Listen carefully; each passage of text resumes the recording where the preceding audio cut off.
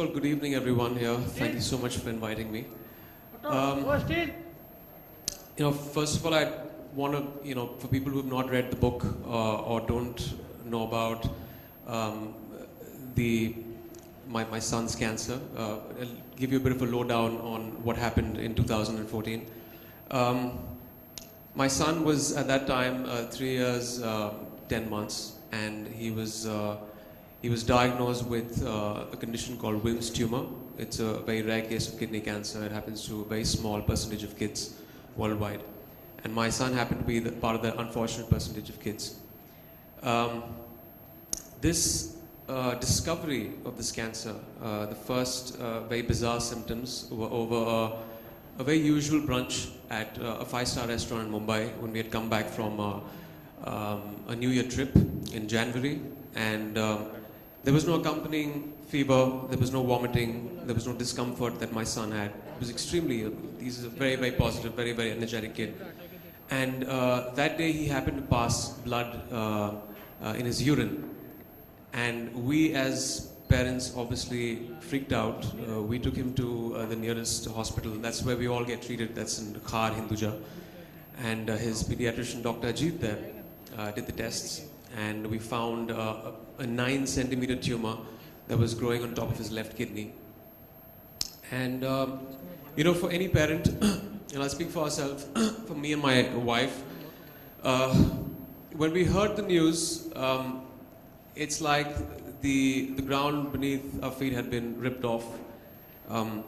Cancer, the perception of cancer for a layperson like me, and I consider myself as a layperson because with education, with even staying in Mumbai, you've heard of people get cancer, but you don't actually go to the depths of it unless you have someone close to you diagnosed with the disease. My perception of cancer was this monster that is going to take my son's life. Because of a lot of things, maybe the way it's been projected in the media, maybe the way just the general vibe of what cancer has done worldwide. It has overtaken heart disease over the past decade. It's very prevalent in our country, in rural and because of urbanization in most of the places. And you're constantly hearing about deaths related to cancer. And that was my, prime fear at that point of time, that this is going to take my son's life. The perception changed when I started informing myself, when I started reading up a lot about cancer and demystifying a lot of things about this dreaded disease. I realized that 70 to almost 95%, in my son's case, the prognosis is extremely good. Wilms tumor has one of the best prognosis as far as cancer goes. It's highly treatable, and that was very heartening for me to know. But there was a revelation that happened over the course of 2 months after reading. So I had an agonizing 2 months. And, but still, it really took the life out of us when we heard the news. There's no way of encompassing that in words or trying to explain what a parent goes through. It's worse than being confronted with your own mortality, hearing that your 3-year-old son has got cancer. And our lives have changed ever since. We've started living a very new kind of normal. You make peace with the cancer in a way. It's this factor in the house. It's there in conversations that wasn't there. You can't wish it away. And your perception changes, and then you have to fight the good fight against this disease and make sure you don't let it get the better of you or your family. And that's exactly what we did. Yeah, Emraan, and I think I just read through the book, and you have constantly mentioned a positive message there. I mean, Superman. We use the analogy of superheroes in the book. So I think, do you wish that in some ways the media should, or the general public should have more positive news coming out? Because as I always tell my patients, a lot of times, people proudly say that I've got an angioplasty done at a 7-star hospital, but nobody says that I've got cancer treated at an XYZ place. So do you think that kind of positive news should come out? More people. I just I just wish positive news sold as much as bad news did. That's the unfortunate part. But yes, I mean, there's also projections in the media that bring about positive effects of cancer, but there's no running away from the fact that it is the major killer worldwide today. So there is this dread that, there is this underlying feeling that what if. And another reason is when you have something like a diabetes or a heart, you deal with it, you have terms that you are constantly have been thrown towards you, which is 5 years survival. Your fight doesn't end after your chemotherapy or radiation. It is another psychological problem you go through for 5 years. We're still dealing with it. My son is on 2.5 years now, which is, he's out of the red right now. But there are a lot of factors with cancer that actually add up the fear syndrome that we all have when we hear about cancer. So Manoj, I think that's a message that probably I think we should carry, that media needs some good news as well as bad news. Media doesn't look at news as good news or bad news. Media looks at news as news. So it's a very subjective thing. One day, I would hope that we have some of these physicians here today, because this is a great forum as well, right? We've been here all day discussing on colorectal. What a family goes through when a person in the family is diagnosed with cancer. So what do you think is this impact on the life of a family once a cancer is diagnosed, as regards the cost, as regards the anxiety? How does the healthcare worker sort of reduce this? What would you like to see the healthcare worker doing to reduce this? Well, first of all, I'd like to speak personally about our experience and the psychological impact of our son being diagnosed with this cancer. First and foremost, as parents, you go through a variety of emotions, ranging from anger, guilt, sadness. Guilt because, at that age, you're making most of the choices for your kid, and you feel that maybe it's something that you did wrong, maybe you fed the kid something wrong, there was something wrong with the nutrition, and that has a very, very deep psychological impact, that had a deep impact on us. When we heard the news, obviously it was the worst part, and post that, every day was like a new hurdle. There was post that the surgery, which we had, which was the 4 longest hours of our lives, having the tumor removed, and we lost the kidney also, because that's generally how you deal with a case where it is 9 centimeters. And post that, there was the pathology report coming in, which took us, which took 5 to 7 days, which is again the 5 longest days of my life, because then, there's the favorable histology, there's the staging, which was all very new to us. Thankfully, he was on a second stage, which made the treatment and the prognosis much better. Post that, we flew our son to Canada, to Toronto, to Sick Kids. It's one of the top pediatric hospitals. And there was one of the main reasons that we did this is because we were trying to attend, apart from the physical aspect and the medical intervention, there's a psychological impact that all this has on us as a family unit and on our son. And we didn't want him to change in any way. That emotionally scars a kid. It definitely has emotionally scarred us. Kids can't talk about it. But that's something that we, I guess, lack in our country, is dealing with the psychological aspect of cancer. Talking about it, parents talking about it, trying to make the kid understand what the issue at hand is, because it's extremely complex. When my son was flown in, obviously there was great care in Hinduja, and he got the best treatment there. But there was still, because of the surgery, there was a psychological impact. And when he went there, his blood pressure shot up in the hospital in Canada. And they were equipped in dealing with that psychological aspect and calming him down. Ditto for us, because we also had someone to speak to through the entire incident. Another psychological impact was, we used to have nightmares. I came back to Bombay. I didn't get sleep. I was working here. I came back from my shoot after a month from there. I left my wife and my son when he was being treated there. And I used to get all of 1 hour of sleep in the night. And it was hell for me. But that's something that I guess every parent has to deal with. And eventually, I don't even know if I need counseling after this. So I really need, I feel that India needs more units in hospitals. I think they are starting that right now. It's in the infancy. They have a field abroad which is psychosocial oncology, which deals with, attending to the counseling sessions for parents and for, even for youngsters. So it has had a deep psychological impact, something that I fully don't understand yet. I don't know the psychological impact that it's had.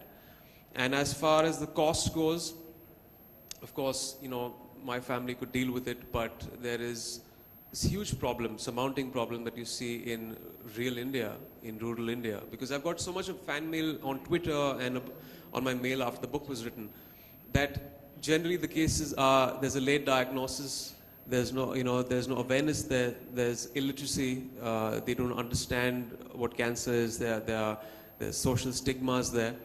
And when they find the cancer, it is so expensive that it's untreatable, and they can't do it at that income group. But now I believe there's metronomics, which has started off in India, which is again making it extremely approachable. A few hundred rupees for a treatment in an entire month, which is a paradigm shift, and I think it's really set the standard for India and the costing here. But yeah, costing is again a key issue for that income group, which needs to be attended to. Yeah, definitely. I think psychological impact is something that we often discount as doctors. I mean, as doctors, we tend to concentrate on the disease. We tend to concentrate on curing the patient physically. So holistic care is something that is required, and taking inspiration from what TMH has. TMH does have a good apparatus as far as support is concerned, setting up cancer care groups, and that is what we have replicated in Fortis Mulund. Dr. Badwe sir, do you think we should have more of these counselors take up these messages? When they take up ads, for example, now we are seeing, I'm sorry for being blunt, but pan masala, which is supposed to be as dangerous as... Everybody takes upon himself to endorse a pan masala. He's definitely being very ignorant. When you face the situation firsthand, you realize that these are the things that you cannot touch, let alone be a role model and promote them on TV and in other media. And, as an actor, you do have a social responsibility, but where does the ignorance, how do you kind of correct that? Because till my son didn't have cancer, I didn't realize most of the hurdles that I had to cross in that situation. There, for example, cancer is a very minuscule percentage is genetic, and I realized that the lifestyle has a huge part to play in cancer and fighting it. So there were two options left to us: either we treat the cancer momentarily, or you nip it in the bud. How do you do that? You get down to actually making, huge lifestyle changes. For example, sleeping, handling stress, your diet. A lot of dietary things that are promoted by celebrities, they still don't know that is harmful. Kerala has started a very good thing, the fat tax, which has been started, which I tweeted yesterday and felt that it should be inculcated in all states. And as far as cigarette smoking, as far as smoking goes, I feel, forget about taxing, it should be banned. We know that back in the 80s and the 70s, there was this huge problem with the tobacco lobby where there was not enough evidence to prove that tobacco was actually causing lung cancer. And this debate went along for the longest time. And I think the last Marlboro ad was promoted in 1990. And after that, there was this thing on packages saying that it is injurious to health. Who is going to tell people, the system is not telling people that fast food joints, your burgers, your juices, all that is actually adding up. There are carcinogens out there. Who's going to inform people about all those things? So there's a lot of things that the system needs to put forth and say that these are harmful and this is cancerous. So that is not even there in our consciousness. That is not there in our awareness. Forget about in the rural areas. It's not there in education, educated sections in Mumbai. We don't know about it. After reading up everything, I've stopped sugar completely in my house because just like there was a ban on tobacco, very well soon enough the next decade you're going to know that sugar is one of the most toxic substances. I'd rather have a cigarette than have sugar, refined sugar. So these things need to come out in public domain and people need to know about it, which people unfortunately don't know and celebrities don't know. That's why they go ahead and probably promote a pop soda. I won't do that because I know what it does to the body. I know firsthand from my son's experience and after reading about all of this. So that's really heartening to hear that. Talking about sugar, last year I had one symposium on sugar symposium for 3 hours. And that was a really revelation that how sugar is talked. 10 years down the line, how do you see India? well, first of all, I wish and hope there are more pediatric facilities here, because as far as when we had researched when my son was being treated, there's a dearth of pediatric doctors in India. Most of the kids are being treated by adult oncologists. So, and like doctor said, there is a pediatric facility coming up in Mumbai and hopefully in other states and other cities, which is very imperative when it comes to treating little kids.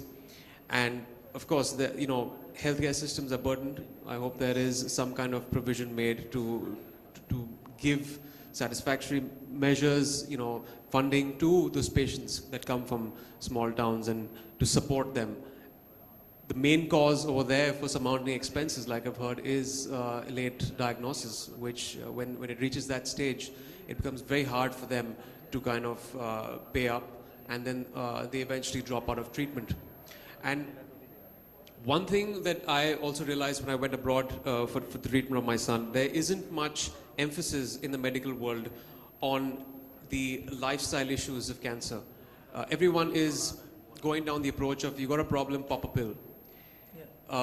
We have to make sure we educate people and make them aware on how do you address the causative nature of cancer. Why does it happen in the first place? If it is a lifestyle issue, what can we do in our lives? And we've seen, I've spoken to so many doctors in Mumbai. Kids are pouring in the last 2 decades, in the last decade.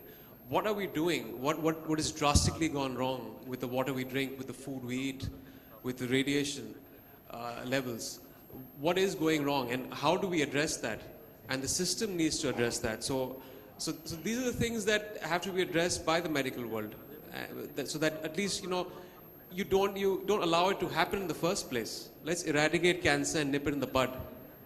Instead of course, treatment options are very, very important, but let's make sure you at least bring in that awareness. Then, of course, if people know that smoking a cigarette will give them cancer and they choose to do it, then they're puffing the life away. But at least as far as kids go, there's the choice you make for them. So it's very important for parents also to kind of be educated, and for the government to do that. Avinash sir, I think we'll have this on regarding the vision. I think as Rajan said, if the federal support and the government support increases, I'm sure the infrastructure for this will definitely grow. Current 1.3% GDP has to go to at least 2 or 3. Then I'm sure all this will probably be better. But I think more, I feel is what is important for is that there should be more awareness in the public about understanding a cancer and living with it and fighting against it. I think today people should realize